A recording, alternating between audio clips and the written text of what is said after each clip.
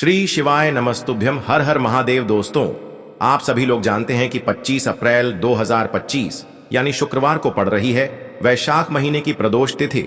और दोस्तों, ये वो तिथि है जो वैशाख महीने में पड़ने वाली सबसे बड़ी तिथि है, क्योंकि यह शुक्रवार के दिन पड़ रही है और इसका बहुत ही बड़ा और विशेष महत्व होता है। पूज्य गुरुजी ने कहा है, अगर कभी भी मौका लग जाए और वैशाख महीने का प्रदोष व्रत शुक्रवार को पड़ जाए तो आप लोगों को 11 चावल के दाने का उपाय तो अवश्य ही करना चाहिए। इन दोनों का संयोग बहुत ही कम आता है। और दोस्तों, पूज्य गुरुजी ने अपनी शिव महापुराण की कथा में बताया है, इस दिन आपको 11 चावल दाने वाला उपाय तो अवश्य ही करना चाहिए, क्योंकि ऐसा दिन पूरे साल में सिर्फ एक ही बार आता है। और दोस्तों, आप सभी लोग जानते हो कि शुक्रवार प्रदोष व्रत का अगर सबसे बड़ा कोई उपाय है तो वो 11 चावल के दाने वाला उपाय है। तो दोस्तों, इस शुक्रवार के दिन आप लोगों को इस 11 चावल दाने वाले उपाय को जरूर करना है। बहुत सारे लोग होंगे जिन लोगों ने इस उपाय को न किया हो, मतलब पूरा साल निकल गया और उन्होंने किसी भी दिन इस 11 चावल दाने वाले उपाय को न किया हो। पर दोस्तों, आपके पास एक आखिरी मौका बचा हुआ है जो कि 25 अप्रैल के दिन है। तो इस दिन आप लोगों को इस वाले उपाय को जरूर कर लेना है। भले ही आपने पूरे साल भर इस उपाय को न किया हो, पर अगर आपने इस वैशाख महीने के प्रदोष व्रत के दिन अगर इस वाले उपाय को कर लिया तो आपको इस उपाय को करने का वो फल मिलेगा जिसकी आपने कभी कल्पना भी नहीं करी होगी। इसीलिए आप लोग इस वाले उपाय को एक बार जरूर कर लेना, ताकि आप लोगों के हाथ से यह मौका ना जा सके और आपको इस उपाय को करने का फल मिल सके। दोस्तों, यह उपाय पंडित जी ने अपनी अभी की ही शिव महापुराण की कथा में बताया है, जिस उपाय को आज हम आपको बहुत अच्छे से समझाने वाले हैं। इस वीडियो को देखने के बाद इस उपाय को समझने के लिए आपको कोई और वीडियो को देखने की जरूरत नहीं पड़ेगी। तो चलिए दोस्तों, उपाय को शुरू करते हैं। देखिए, यह इस वैशाख महीने के प्रदोष व्रत के दिन यह इतना खास होता है, इतना महत्वपूर्ण होता है। देखा गया है कभी कभी बड़े बड़े पूजा पाठ अनुष्ठान से जो मनोकामना पूर्ण नहीं होते, वो इस वैशाख महीने के प्रदोष व्रत के दिन एक छोटे से उपाय करने से ही आपकी मनोकामना पूर्ण हो जाती है। और बहुत सारे लोगों ने इस उपाय को किया भी है और उनको इस उपाय को करने का फल भी जरूर मिला है। अगर आप लोग भी इस उपाय को शुक्रवार प्रदोष व्रत के दिन करना चाहते हैं तो आप इस उपाय को पहले अच्छे से समझ लेना, सुन लेना, उसके बाद करना। आपको इस उपाय का फल जरूर मिलेगा। और इस उपाय को कर लेने से आपके घर में चाहे किसी भी प्रकार की दुख और समस्या क्यों ना चल रही हो, आपको उसका कारण भी नहीं पता है कि भाई यह समस्या किस कारण से चल रही है, उसका कुछ भी कारण हो सकता है, जैसे पितृ दोष हो सकता है या किसी भी तरह का मंगल दोष भी हो सकता है। तो इस दिन आप लोगों को यह वाला उपाय कर लेना है। यह एक ऐसा उपाय है जिस उपाय को अगर किसी विशेष दिन पर किया जाए तो भाई उस विशेष दिन का जो है वह तो हमें मिलता ही मिलता है, पर हमने उस दिन पर इस उपाय को किया है तो हमें उससे भी बड़ा फल मिलता है और फल बहुत जल्दी मिलता है, क्योंकि आप इस उपाय को बहुत ही बड़े और विशेष दिन पर कर रहे हो। तो चलिए अब उपाय के बारे में बात करते हैं, लेकिन उससे पहले आप लोगों को यह जानना आवश्यक है कि आखिर यह उपाय किस समय करना है, किसको करना है और कैसे करना है।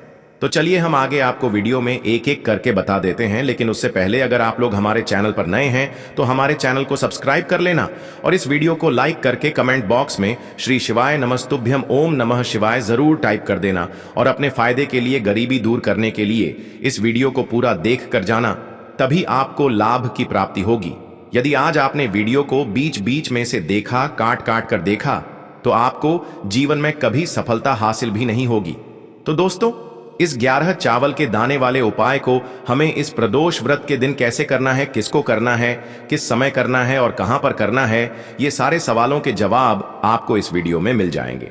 और जो ये वीडियो देखेगा भाई, उसको 11 चावल के दाने वाला उपाय जरूर करना चाहिए, क्योंकि इस दिन एक चावल के दाने का भी बहुत ही बड़ा और विशेष महत्व होता है। और जब बात आ जाए 11 चावल के दाने की, तो ये सोने पे सुहागा वाली बात हो जाती है और ये एक बहुत ही बड़ा उपाय हो जाता है इस शुक्रवार प्रदोष व्रत का। अब हम समझते हैं इस वाले उपाय को हमें करना किस समय है। इस 11 चावल दाने वाले उपाय को हमें वैशाख महीने के प्रदोष व्रत के दिन करना किस समय है। तो देखिए, इस उपाय को करने का जो समय है वह सुबह का समय है और शाम का समय भी है। अब देखिए, यहाँ पर हम मुख्य रूप से सुबह का समय नहीं बोलेंगे, क्योंकि 25 अप्रैल शुक्रवार प्रदोष व्रत का दिन है और इस दिन प्रदोष काल के समय का बहुत महत्व होता है। बाकी अगर सुबह के समय भी करेंगे तो भी अच्छा होगा, उसमें कोई भी दिक्कत वाली बात नहीं है। तो चलिए जानते हैं इस विशेष उपाय के बारे में। लेकिन उससे पहले एक प्रार्थना, अगर आप इस चैनल पर नए हैं तो आप इस वीडियो को लाइक करें, चैनल को सब्सक्राइब करें और कमेंट बॉक्स में आप अपनी राशि या अपना नाम जरूर डाल दें, क्योंकि हम राशि से जुड़ा भाग्य भी बताते हैं और भाग्य में चल रही परेशानियों को दूर करने के लिए वह आसान से आसान उपाय भी बताते हैं। तो चलिए अब हम अपने सबसे पहले उपाय की बात कर लेते हैं। इस उपाय के लिए आपको 2 दीपक लेने होंगे। दोनों ही दीपक आप मिट्टी के भी ले सकते हैं और दोनों ही दीपक आप शुद्ध आटा मढ़कर उनके भी तैयार कर सकते हैं। अब दोस्तों, दोनों ही दीपक के अंदर आपको शुद्ध घी का प्रयोग करना होगा और एक दीपक के अंदर आपको गोल रुई की बाती का प्रयोग करना होगा और एक दीपक के अंदर आपको लंबी बाती का प्रयोग करना होगा। लंबी बाती वाले दीपक के अंदर आप मौली वाला जो धागा आता है कलावा का, उसकी बाती का प्रयोग भी आप लंबी बाती वाले दीपक के अंदर कर सकते हैं। देखिए, 2 दीपक वाला यह चमत्कारी उपाय केवल शुक्रवार की रात्रि में ही किया जाता है, इसीलिए आपको इस उपाय को बहुत ही ध्यान से समझना। इसी के साथ में आपको एक चुटकी काले तिल के दाने लेना है और इसी के साथ में आपको मात्र एक चुटकी हल्दी भी लेनी होगी। अब दोस्तों, ये सभी सामग्री लेकर के आपको रात्रि के समय पहुंच जाना है अपने घर में, जहां कहीं भी तुलसी जी का पौधा, तुलसी माता का निवास स्थान है, वहां पर। देखिए दोस्तों, सबसे पहले तो आपके पास जो एक गोल बाती का दीपक है, उसे आपको तुलसी जी के वहां पर प्रज्वलित करना है। दीपक को प्रज्वलित करते समय आपको ओम नमो भगवते वासुदेवाय इस मंत्र का 11 बार जाप कर लेना है। अब देखिए दोस्तों, आप जो एक चुटकी काले तिल के दाने लेकर के आए हैं, उन्हें आपको अपने सीधे हाथ में रखना है और जो आपने गोल बाती वाला दीपक प्रज्वलित किया है माता तुलसी जी के वहां पर, उसके ऊपर से आपको इन एक चुटकी काले तिल को घड़ी की दिशा में घुमाना है। आपको अपना नाम और अपनी गोत्र को बोल देना है और फिर आपको इन काले तिल को उस जलते हुए दीपक के अंदर डाल देने हैं। देखिए, काले तिल भगवान विष्णु के पसीने से उत्पन्न हुए हैं और जब भी हम यह दीपक की रात्रि में प्रज्वलित करते हैं तो इससे हमें हमारे कर्ज में राहत मिलती है, हमारे जीवन में धन प्राप्ति के नए नए मार्ग खुलते हैं, हमारा अगर कोई भी कार्य रुका हुआ है तो वह भी परिपूर्ण होता है। देखिए, गोल बाती का जो दीपक है, विशेषकर हम माता तुलसी के वहां पर भगवान विष्णु और माता लक्ष्मी के निमित्त प्रज्वलित कर रहे हैं। इस प्रकार से आपको यह दीपक प्रज्वलित कर देना है।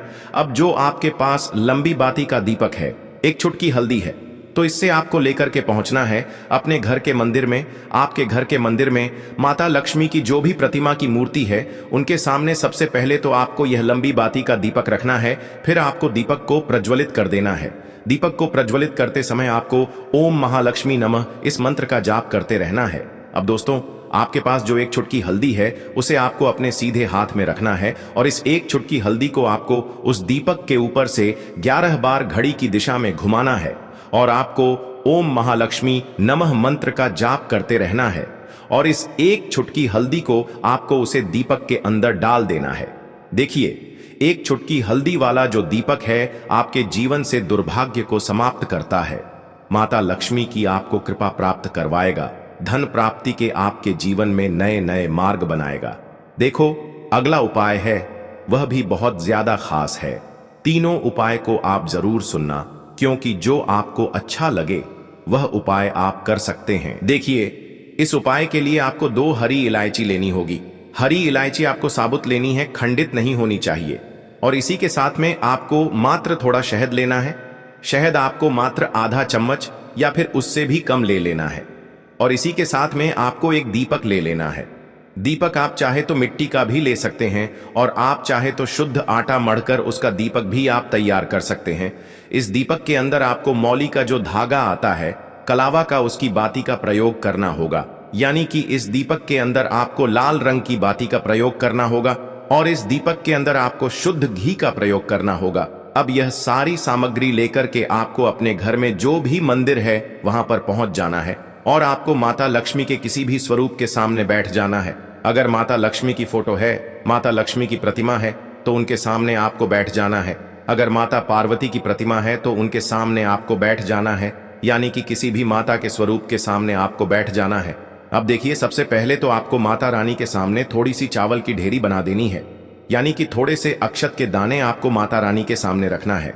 उसके बाद आप जो एक दीपक लेकर के गए हैं, उस दीपक को आपको उन्हीं चावल के दानों के ऊपर रख देना है और फिर इस दीपक को आपको माता रानी के सामने प्रज्वलित कर देना है।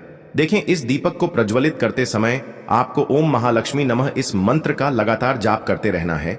दीपक को प्रज्वलित करने के बाद आप जो 2 हरी इलायची लेकर के गए हैं, उसमें से एक हरी इलायची को तो आपको उसी दीपक के अंदर डाल देनी है और वहीं पर आपको कम से कम 21 बार ओम महालक्ष्मी नमः इस मंत्र का जाप कर लेना है। अब आपके पास जो शहद है और एक हरी इलायची है, उसे सीधे आपको लेकर के पहुंच जाना है भगवान शिव के मंदिर में। पूज्य गुरु जी ने बताया है कि यह उपाय आपको सिर्फ और सिर्फ शाम के समय ही करना होगा। शाम को जब भी सूर्यास्त का समय होता है तो उस समय आपको यह उपाय करना है। लेकिन सबसे पहले तो आपके पास जो एक हरी इलायची है उसे आपको उस शहद के अंदर अच्छे से डुबो देना है, यानी कि शहद का लेपन उसे हरी इलायची के ऊपर चारों तरफ आपको कर देना है। अब यह जो शहद से युक्त हरी इलायची है इससे आपको भगवान शिव के शिवलिंग पर अर्पित कर देनी है और आपको वो श्री शिवाय नमस्तुभ्यम इस मंत्र का लगातार जाप करते रहना है। फिर इसके बाद आपको एक लोटा जल भी अपने साथ लेकर के जाना है, तो यह एक लोटा जल भी आपको धीरे धीरे शिवलिंग पर समर्पित कर देना है और आपको श्री शिवाय नमस्तुभ्यम इस मंत्र का जाप करते रहना है। फिर इसके बाद आपको अपने घर आ जाना है। इस प्रकार से आपको यह उपाय कर लेना है। तो चलिए दोस्तों, जान लेते हैं गुरुजी द्वारा बताए गए दूसरे उपाय के बारे में। देखिए, इस उपाय के लिए आपको लेना है 11 चावल के दाने। गुरुजी ने कहा है चावल के दाने खंडित नहीं लेने हैं, बिल्कुल साबुत होने चाहिए। उसके साथ में आपको लेना है एक बेलपत्र। बेलपत्र का भी एक नियम है, अगर आपके पास बेलपत्र नहीं है तो आप शिवलिंग से उठाकर उसको पुनः शुद्ध जल से धोकर इस्तेमाल कर सकते हैं। इस प्रकार आपको बेलपत्र लेना है। इसके बाद आपको एक लोटा जल लेना है। अब यह सब सामग्री लेकर आपको जाना है महादेव के मंदिर में। देखो, अब आपको उत्तर साइड में खड़े हो जाना है और सबसे पहले आपको एक बेलपत्र अपने हाथ पर और 11 चावल दाने रखकर शिवलिंग के ऊपर अपना नाम और गोत्र बोलते हुए समर्पित कर देना है और ओम नमः शिवाय श्री शिवाय नमस्तुभ्यम का लगातार जाप करना है। अब आपको जो एक लोटा जल साथ में लेकर आए थे उसे धीरे धीरे बेलपत्र और चावल दाने के ठीक ऊपर आपको समर्पित करते जाना है और शिव पुराण के मूल मंत्र श्री शिवाय नमस्तुभ्यम का 11 बार जाप करना है और अपनी मनोकामना बोलते जाना है। देखो, बस छोटा सा उपाय करना है, देखना एक दिन आपके सब काम बनने लग जाएंगे। गुरु जी का बहुत ही विशेष उपाय है।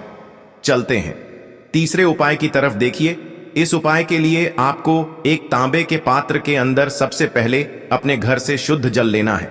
फिर इसी के साथ में आपको मात्र थोड़ा सा शहद लेना होगा।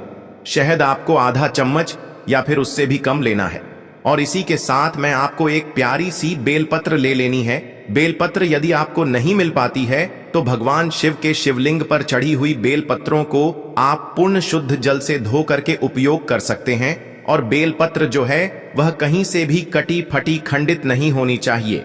अब ये तीनों सामग्री लेकर के सीधे आपको पहुंच जाना होगा भगवान शिव के मंदिर में। यह उपाय सुबह से लेकर के शाम तक किसी भी समय कर सकते हैं।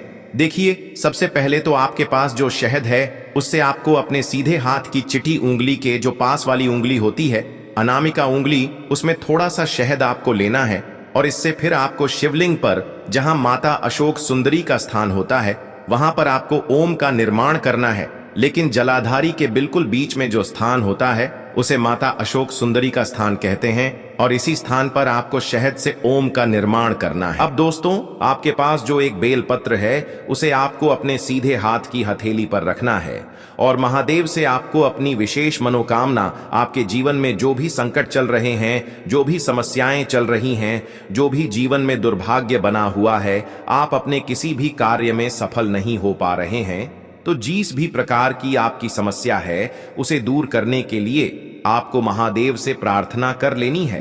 और फिर यह जो एक बेलपत्र है इससे आपको शिवलिंग पर माता अशोक सुंदरी वाले स्थान पर समर्पित कर देनी है। देखिए, जहां पर आपने ओम का निर्माण किया है उसी के ऊपर आपको यह बेलपत्र भी समर्पित कर देनी है। देखिए, बेलपत्र की चिकनी साइड का हिस्सा शिवलिंग से स्पर्श होगा और इसकी जो डंडी है वह आपको जलाधारी की ओर रखनी है। बड़ी पत्ती वाला भाग शिवलिंग की तरफ रहेगा। इसी प्रकार से आपको यह बेलपत्र समर्पित कर देनी है। अब दोस्तों, आपके पास जो एक जल का पात्र है उसमें से थोड़ा सा जल तो आपको बेलपत्र की जो आगे वाली पत्ती है उस पर आपको समर्पित करना है और आपको श्री शिवाय नमस्तुभ्यम इस मंत्र का जाप कर लेना है। फिर उस पात्र के अंदर जो जल बचेगा उसे पूरा आपको भगवान शिव के शिवलिंग पर धीरे धीरे समर्पित करते जाना है और लगातार आपको शिव महापुराण के मूल मंत्र श्री शिवाय नमस्तुभ्यम इस मंत्र का जाप करते रहना है। गुरुजी ने कहा है कि जल आपको इतने धीरे धीरे समर्पित करना है कि जल समर्पित करते हुए आप कम से कम 11 बार श्री शिवाय नमस्तुभ्यम या फिर ओम नमः शिवाय इस मंत्र का जाप कर सकें। फिर इसके बाद वापस आपको अपने घर आ जाना है। इस प्रकार से आपको यह उपाय कर लेना है। आप देखेंगे कि आपकी सभी मनोकामनाएं अवश्य ही पूरी होंगी। यह उपाय आपको अवश्य करने हैं। इस वीडियो में हमने आपको 3 से 4 महा उपाय आपको बताए हैं जो आपको शुक्रवार के दिन करने हैं। अगर आपके मन में उपाय से जुड़ा कोई भी सवाल है तो आप कमेंट बॉक्स में पूछ सकते हैं। अगर आपको हमारी ये वीडियो पसंद आई हो तो हमारे इस वीडियो को लाइक करें, चैनल को सब्सक्राइब करें और कमेंट बॉक्स में लिखें हर हर महादेव, जय मां लक्ष्मी। देखो, यदि आपके जीवन में आर्थिक संकट बहुत अधिक हो रहे हैं, धन की समस्या लगातार जीवन में बनी हुई है, एक एक रुपयों को प्राप्त करने के लिए आपको बहुत अधिक मेहनत कर रहे हैं, तो आज रात्रि में सोने से पहले आपको यह एक चमत्कारी दीपक का उपाय अवश्य करना है।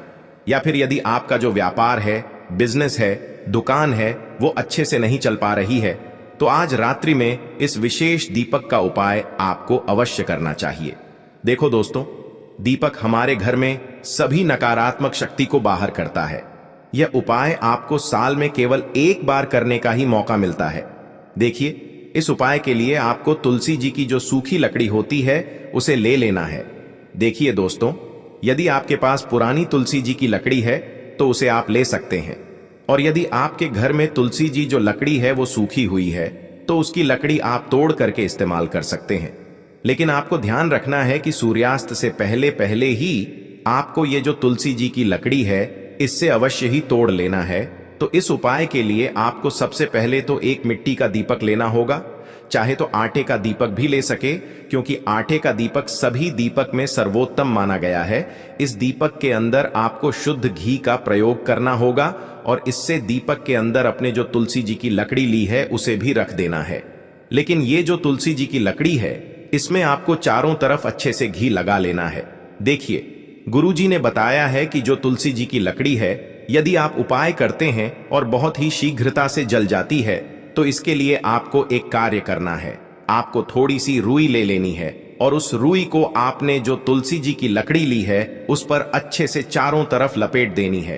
तुलसी जी की लकड़ी के ऊपर रुई लपेटने के बाद इसे आपको पूरा घी के अंदर डुबो लेना है। अब इसे आपको बाती के रूप में प्रयोग करना है। अब दोस्तों, इस दीपक को आपको प्रज्वलित कहां करना है?